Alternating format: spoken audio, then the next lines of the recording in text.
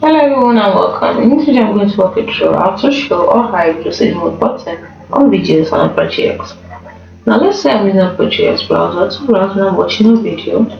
This video for example from YouTube. This is what they call the Lucid mode button. Now what this does is to enhance the video if the video is old or it is not sharp enough. Now if I don't want to be able to see this button anymore, what do? To turn it off, from the home menu, you right click on settings, and then on the side click on features, scroll all the way down until you see Lucid mode. There it is, and then you can see show button on videos, so you turn it off.